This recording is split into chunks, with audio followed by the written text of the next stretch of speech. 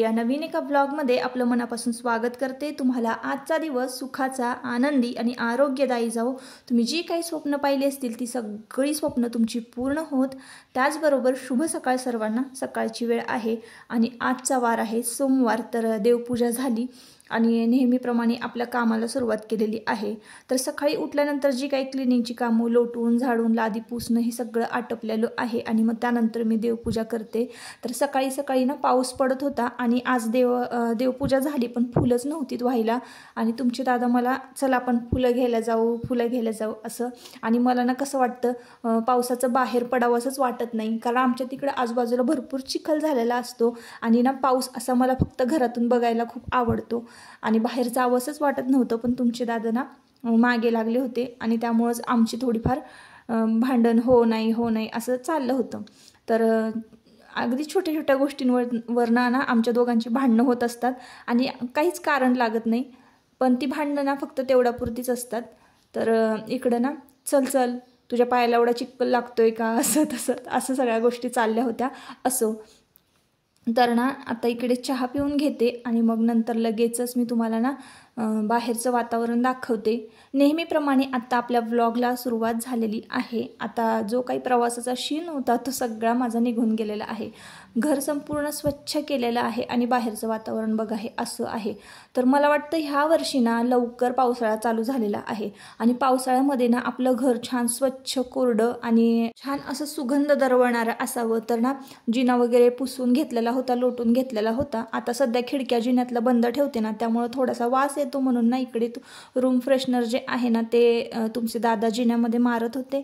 त्यानंतर मग थोडाफार पाऊस थांबला आणि इकडे बघा मी तुम्हाला दाखवते। तर आज ना मी चाफ्याचे फुलं घ्यायला गेले होते, भरपूर चिखल झालेला। तर देवपूजा झालेली आहे आणि आपले एक सबस्क्रायबर जे आहेत ना त्यांनी खूप वेळा कमेंट केली, ताई तुम्ही ना 3 फिंगर भस्म यूज करा, भस्म लावा। तर कसं आहे ना, श्रावणामध्ये ना मी शिवलीलामृताचं पारायण करते, त्यावेळेला ना मी भस्माचा वापर करतेच, पण रोज पूजा करताना आपण हळदी कुंकू लावतो ना कपाळाला, त्यामुळं भस्म लावल्या जात नाही। तर असं आहे। आता पारायण श्रावणामध्ये ज्यावेळेस चालू होईल ना त्यावेळेस 7 दिवस माझं पारायण असतं शिवलीलामृताचं। तर त्यावेळेला ना सकाळ संध्याकाळ रोज मी भस्माचा वापर करते 7 दिवस आणि दर श्रावण सोमवारी तर लावते। तर खूप दिवस झालं त्या ताईंची इच्छा होती की मी भस्म लावावा।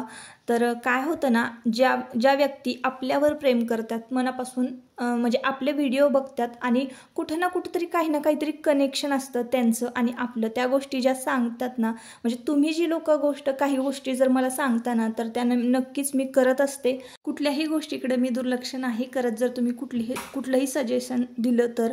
आत्ता संध्याकाळची वेळ आहे, एक झोप काढली, फ्रेश झाले, हातपाय तोंड धुतले आणि किचनमध्ये आलेली आहे।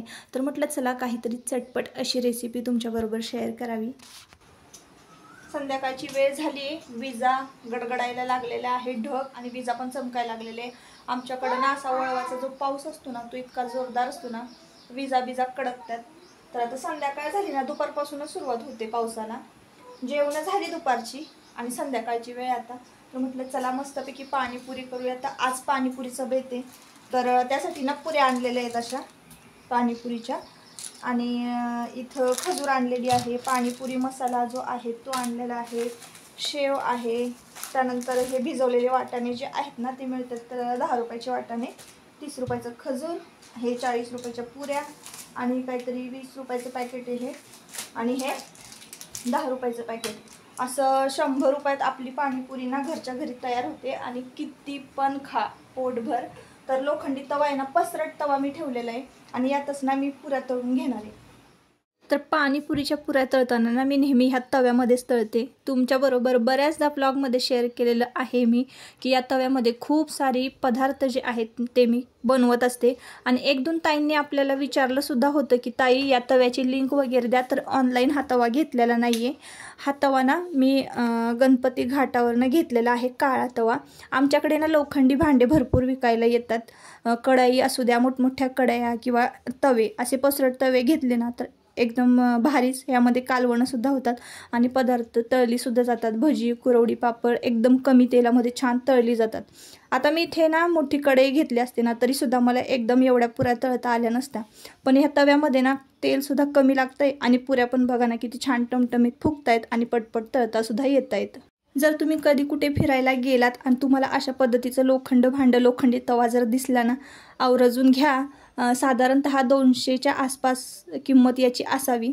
तर चला झटपट आता तुमच्याबरोबर तिखट पाणीची रेसिपी शेअर करते. पुऱ्या आपल्या तळून झालेल्या आहेत. तर तिखट पाणी करण्यासाठी पाणीपुरीचं मी इथे पुदिना घेतलेला आहे, आपल्या गार्डनमध्येच येतो. छान धुवून घेतला. 2 हिरव्या मिरच्या घेतलेल्या आहेत. 2-3 कैरीच्या फोड्यासुद्धा घ्यायच्या आहेत. तर हिरवी मिरची, कैरीची फोड आणि त्यानंतर पुदिना हे सगळं एकत्र करायचं आणि त्यानंतर एव्हरेस्टचा जो पाणीपुरी मसाला असतो ना तो आपल्याला यामध्ये ओतून घ्यायचा आहे. आता माझी पद्धत वेगळी आहे, काही जणांची पद्धत वेगळी असेल. तर मी कधीही पाणीपुरी करताना पाणीपुरीचं तिखट पाणी जे आहे ते याच पद्धतीनं करते. तर यामध्ये मसाला घालून घेतला एव्हरेस्टचा. आता ह्याचं वाटण तयार करून घ्यायचं. छान हे वाटल्या गेलं की त्यामध्ये थोडंसं पाणी ॲड करायचं आहे. आता पाणी किती ॲड करायचं यामध्ये, तर पाणीपुरीचा जो मसाला आहे आपण जे पॅकेट वापरलेलं आहे त्याच्या पाठीमागं लिहिलेलं असतं की किती पाण्यापर्यंत म्हणजे क्वांटिटीत हा मसाला आपण वापरू शकतो. तर अर्धा लिटर लिहिलेलं होतं पाठीमागे. अर्धा लिटरच मला याचं करायचं होतं पाणी. तर 1 लिटरचा हा तांब्या आहे. आपण सुरुवातीला कैरी वगैरे घातली होती, मिरची घातली होती, पुदिना, त्यामुळे स्वाद तर एकदम मस्तच आला. थोडंसं पाणी जरा वाढवलं ना तरी काहीही हरकत नाही. एकदम टेस्टी असं हे पाणीपुरीचं पाणी झालेलं आहे. आणि पाणीपुरीचं पाणी ना तयार झालं की थोडंसं त्यामध्ये काळं मीठ किंवा साधं मीठ जरी घातलं ना एकदम मस्त छान लागतं. तर आता इकडे पाणीपुरीचं पाणी तयार झालेलं आहे आणि अगदी थोडंच बनवलं मी, अर्धा 1 लिटर. टेस्ट करून बघते तर खूप मस्त झालं होतं आणि लगेचच आजी बाबांना टेस्ट करायला दिलं होतं. इकडं बाबांना टेस्ट करायला देते. तर कसं आहे, असे पदार्थ आहे ना घरच्यांनी टेस्ट केले ना की त्यांच्या पण तोंडाला जरा चव येते. तर असो आपलं तिखट पाणी तयार झालेलं आहे. आता गोड चटणी करण्यासाठी खजूर आणि गूळ एकत्र शिजायला घातलेले आहेत आणि त्याचबरोबर ना पांढरा वाटाणा जो आहे तो सुद्धा आणि बटाटा शिजायला घातलेला आहे कुकरमध्ये. आता हे तिखट पाणी आहे ना फ्रीजमध्ये थंड होण्यासाठी ठेवते. अरे मी पाणीपुरी बनवतोय.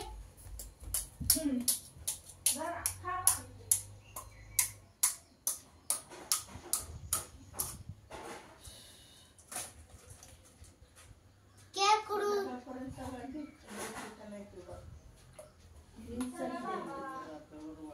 चलो मैं पाणीपुरी. हाँ बाबा तुम्हाला पाणीपुरी नको का? मी बनवतोय.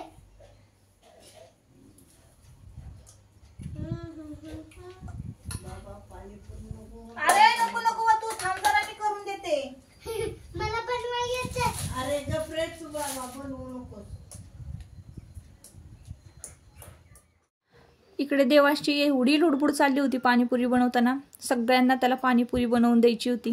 तर असे पदार्थ ना एकत्रितपणे घरी खाल्ले ना की काहीतरी मजा वेगळीच असते बघा. एकत्र सगळं खाण्यामध्ये असे पदार्थ, पिझ्झा म्हणा किंवा सँडविच, पाणीपुरी असे पदार्थ घरी बनवून खाण्यामध्ये ना एक वेगळीच मजा असते. कारण आपली संपूर्ण फॅमिली आपल्याबरोबर असते.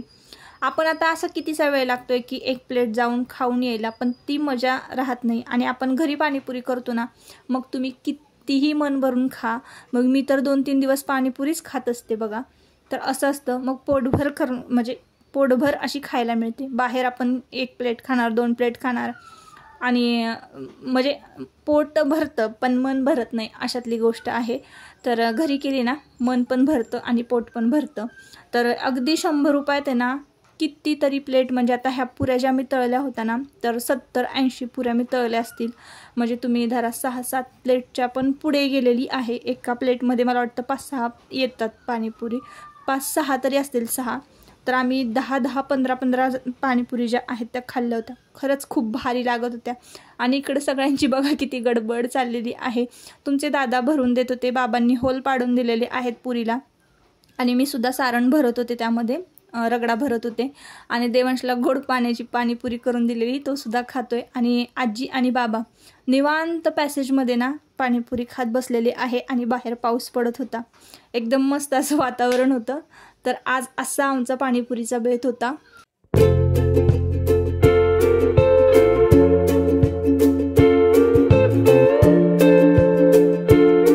पाणीपुरी खाल्ली की सुकी पुरी खाणार नाही असं होणारच नाही. तर सुकी पुरी मी कशी करते, पुरी घ्यायची चपटी, त्यामध्ये सारण भरायचं, रगडा भरायचा, रगड्यामध्ये चाट मसाला मिक्स केलेला असतो तरीसुद्धा चाट मसाला वरण घालायचा, कांदा घालायचा, छान शेव घालायची आणि सुकी पुरी खायची. तर तासभर तरी सुक्या पुरीची जी चव आहे ती जिभेवर रेंगाळली पाहिजे, मग कुठेतरी पाणीपुरी खाल्ल्यासारखं वाटतं. तर असा असतो पाणीपुरीचा बेत. हे भाजी तांदूळाची आहे. आणि अजून काय काय आणले? हे वाटाणा वाटाणा कसा किलो आहे सांग? 5 किलो. 150 रुपये किलो. 200 रुपये किलो. 150 रुपये किलो. आणि मिरच्या टाकलो. मिरची 50 रुपयाची अर्धा किलो. 50 रुपये. दिसतोय ना हा खाऊ? हा खाऊ दिसतोय आणि ना? ना टोमॅटो 100 रुपयाचा. अरे टोमॅटो 100 रुपयाची नाही देवा. तुझ्या मनाचा भाव लाव. 40 रुपयाची टोमॅटो 2 किलो रे. हा, जा पाठीमागं. आणि ते काय आता ते कसली भाजी काय माहिती? ती पोकळ्याची आहे, वांगे. विचार कशी किलो? 200 रुपये 200 डझन. 200 रुपये डझन. तू विचार. मी का विचारू? तुम्हीच विचार. बर तू दिसते सांगतो बाबा मग. 200 रुपये डझन सारखं आंबे. पाठीमागं सरक. आंबे. झाला सगळं येतं. आंबे आंबे 200 रुपये डझन. 200 रुपये डझन. भेंडी भेंडी 30 रुपयाची अर्धा किलो. 20 रुपये अर्धा किलो. तर आपले काही यूट्यूब फॅमिली मेंबर्स जे आहेत ना, त्यांना देवा खूप आवडतो, देवाचं बोलणं आवडतं, म्हणून थोडंसं देवाचं बोलणं जे आहे ते मी तुमच्याबरोबर शेअर केलं. तर इथं भाजीपाला निवडत बसले होते आणि कॅमेरा हँडल करायला कोणीही नव्हतं, तर त्याला मी कॅमेरा हँडल करायला सांगितलेला. बऱ्यापैकी त्याच्या वयाच्या मानानं त्यानं खूप छान शूटिंग घेतलं आणि बोलतही खूप छान होता. तर कुठेतरी असा हातभार लागला ना आपण काहीही करत असताना, तर जरा बरं वाटतं. जसं आपण काहीतरी करतो 4 पैसे कमवण्यासाठी, तर घरातल्यांचा सुद्धा सपोर्ट असला पाहिजे प्रत्येक गोष्टीमध्ये. मग तेव्हा कुठेतरी काहीतरी करण्याची इच्छा निर्माण होते. प्रत्येक गृहिणीचं असंच असतं. तर मला तर सगळ्यांचा सपोर्ट मिळतो. तर आता आपलं लवकरच यूट्यूब पेमेंटसुद्धा येणार आहे, तो ब्लॉग पण मी तुमच्याबरोबर शेअर करेन. तर आता ना भाजीपाला छान निवडून घेतलेला आहे आणि इकडं ना दिवाबत्ती झालेली आहे. लगेचच मस्त अशी रेसिपी तुमच्याबरोबर शेअर करते. ब्लॉग जरा मोठा झालेला आहे, पण रेसिपी शेवटपर्यंत पहा, कारण खूप छान आणि चमचमीत आहे. तर आजच्या व्हिडिओमध्ये मी 2 रेसिपीज तुमच्याबरोबर शेअर केलेल्या आहे. भाजीपाला निवडून झाला, मस्तपैकी छान फ्रीजमध्ये भरून ठेवला आणि जो काही केर होता, म्हणजे भाजीपाल्याच्या ज्या काड्या वगैरे त्या भरल्या आणि म्हशीला खायला घातल्या. तर आता इकडे कांदा उभा चिरून भाजून घेतलेला आहे. तर कसा भाजलेला आहे तुम्हाला दिसतंयच. तर काळ्या तव्यामध्येच मी कांदा जो आहे तो भाजलेला आहे. तर 2 मोठे कांदे घेतले, मीडियम साईजचे घ्यायचे आणि मस्तपैकी ही जी भाजी आहे ना ती 5 ते 6 जणांना पुरेल इतक्या क्वांटिटीमध्ये आपण बनवणार आहोत. आणि आज आपण बनवणार आहोत शेवभाजी. तर कांदा छान भाजून घेतला आणि 1 टोमॅटो जो आहे उभा कट करून त्याच कांद्याबरोबर आपल्याला भाजून घ्यायचा आहे. कांदा भाजताना थोडंसं मीठ जरी घातलं ना तरी चालेल, कारण मग टोमॅटो जे आहे ते छान मऊसूत होईल, चांगलं भाजलं जाईल. तर बाजूलाच मी भात शिजायला घातलेला आहे आणि आता लगेचच आपण हे जे कांदा जो भाजलेला आहे, कांदा टोमॅटो, त्याचं वाटण तयार करून घेणार आहोत. तर आता मी घेतलेलं आहे सुकं खोबरं. तर सुकं खोबरं ना छान भाजून घेतलेलं आहे आणि त्यानंतर लसूण सोलून घेतलेलं आहे. इथं कढीपत्तासुद्धा आहे आणि थोडेसे आल्याचे तुकडे जे आहेत ना ते पण आहे. आता झालं असं की कोथिंबीर नव्हती घरामध्ये आणि कोथिंबीर सध्या पावसानं काही व्यवस्थित येत नाही, त्यामुळं आणली नाही. तर इथं ऑप्शन म्हणून मी कढीपत्त्यात वापरलेला आहे. कढीपत्ता वाटणामध्ये आपण घालणार आहोत. तर नेहमीच नवीन काहीतरी करून बघण्याचं मला म्हणजे बघायला आवडतं. तर म्हटलं चला कढीपत्ता आपण वाटणामध्ये घालून बघूयात भाजी कशी होते. तर खरंच खूप मस्त झाली होती, कारण मी नंतर रेकॉर्ड करते ना म्हणून तुम्हाला सांगते. तर आत्ता ना आपण हे सगळं वाटण तयार करून घेऊया. सुकं खोबरं मूठभर आहे भाजलेलं, लसणाच्या 10-12 पाकळ्या आहेत, 4-5 कढीपत्त्याची पानं आणि थोडंसं आलं घेतलेलं आहे. आल्याचे बारीक बारीक 3-4 तुकडे आहेत, 1 टोमॅटो आणि मीडियम साईजचे 2 कांदे. हे असं भाजून घ्यायचं आहे सारण आणि हे सगळं एकत्रित वाटण तयार करून घ्यायचं आहे. आता आपलं वाटण तयार झालेलं आहे आणि आता तोच तवा जो आहे कांदा भाजलेला तोच गॅसवर ठेवलेला आहे आणि त्यामध्ये ना 1 चमचा तेल घालायचं आहे। शेवभाजीला ना थोडंसं तेल जास्तच घालायचं म्हणजे भाजी अगदी मस्त होते बरं का। आता इतर वेळेस तुम्ही इतर भाज्यांना तेल जास्त नाही घातलं तरी चालेल, पण ह्या भाजीला थोडंसं जास्तच घाला। ही रेसिपी स्पेशली खानदेशकडची आहे आणि खानदेशला तुम्हाला माहिती आहे भाज्यांना चमचमीत असं तेल असतं, चपचपून तेल असतं। तर थोडंसं तेल जास्त घालायचं। तेल तापलं की जिरं घातलेलं आहे आणि वाटलेलं जे वाटण आहे मिक्सरला आपण वाटून घेतलं तर ते घातलेलं आहे। आता हे ते तेलामध्ये छान भाजायचं। हळद पावडर घातलेली आहे, त्यानंतर मीठ घालायचं आहे थोडंसं छान मीठ तुम्ही लक्षात असू द्या, जर टोमॅटो भाजताना घातला असेल तर प्रमाणातच घाला। आणि मीठ घातल्यानंतर हा मसाला इतका छान भाजला जातो ना, खरंच खूप मस्त भाजला जातो। वाटण वाटताना मी पाण्याचा वापर नाही केला, वाटण तसंच वाटून घेतलेलं आहे कारण टोमॅटोला पाणी सुटतं ना तर वाटण छान वाटलं जातं। त्यानंतर आहे ना मीठ घातल्यानंतर आपण इथं घातलेलं आहे घरगुती लाल तिखट। तुम्ही जे लाल तिखट वापरत असाल ना तर ते लाल तिखट तुम्ही घाला। तर मी इथं मिसळलेली जर आमची लाल तिखट आहे घरगुती लाल तिखट चटणी ती वापरते, तर 1 चमचा घातलेली आहे आणि छान हे वाटण पुन्हा एकदा छान भाजून घ्यायचं आणि मग त्यामध्ये ना गरम पाणी आपल्याला घालायचं आहे आणि हा संपूर्ण जो मसाला आहे हे जे वाटण आहे ते छान शिजवून घ्यायचं।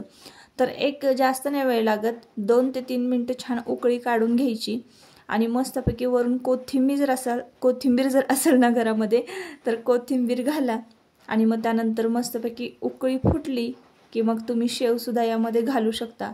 आता याबरोबर खायचं काय, तर तुम्ही याबरोबर भाकरीसुद्धा खाऊ शकता। भाताबरोबर तर खातो आपण, रोटी पराठा याच्याबरोबर सुद्धा आपण खाऊ शकतो। तर आता नेहमी 30 काय चपाती खायची म्हणून मी इथं पराठा बनवलेला होता। आता पराठा कसा बनवला तर थोडक्यात तुम्हाला सांगते, कारण रेसिपी जर शेअर केली तर व्हिडिओ खूप मोठा होईल। तर गव्हाचं पीठ मळते ना त्यात मी थोडासा ओवा घातलेला आहे आणि पराठा लाटताना मी तुपाचा वापर केलेला आहे।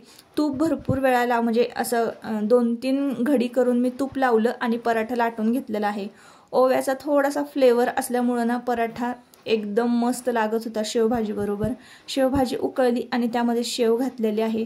शेव छान अर्धी मऊ होईपर्यंत आपले पराठे जे आहेत ते भाजून होणार आहे आणि लगेचच आपल्याला आता शेवभाजी आणि पराठे खायला घ्यायचे आहेत। तर माहेरहून आली ना की माहेरची रेसिपी अशी काहीतरी खावीशी वाटते आणि तिथं इतकासा वेळ नाही मिळाला मला, कारण मला तर बट्ट्या किंवा भाटे काही ठिकाणी म्हणतात तर ते खूप आवडतात खायला वरणाबरोबर सुरून गरगटी भाजी वांग्याची। तर एवढा पाहुणचार करायला एवढा पण वेळ नव्हता माझ्याकडे, म्हणून मी इकडं आल्यानंतर म्हटलं चला काहीतरी करूया।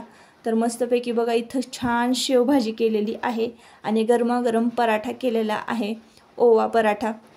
तर नक्की तुम्ही ही रेसिपी एकदा ट्राय करा पावसाळ्यात, तर अगदी मस्त आणि लगेच झटपट होणारी आहे। भाजी नसेल घरामध्ये किंवा भाज्या निवडायचा कंटाळा जरी आला असेल ना तर हे ऑप्शन अगदी बेस्ट आहे। पटकन होतं आणि पोटभर होतं, चव पण तितकी छान लागते। तर असो ताईंनो, आता आजच्या व्हिडिओचा ना शेवट मी इथंच करते। परत आता आपण पुन्हा भेटूया नवीन एका व्लॉगमध्ये। तोपर्यंत स्वतःची काळजी घ्या, मजेत राहा। आजचा व्लॉग जर आवडला असेल तर नक्की चॅनलला सबस्क्राईब करा आणि व्हिडिओला लाईक करा। चला बाय बाय।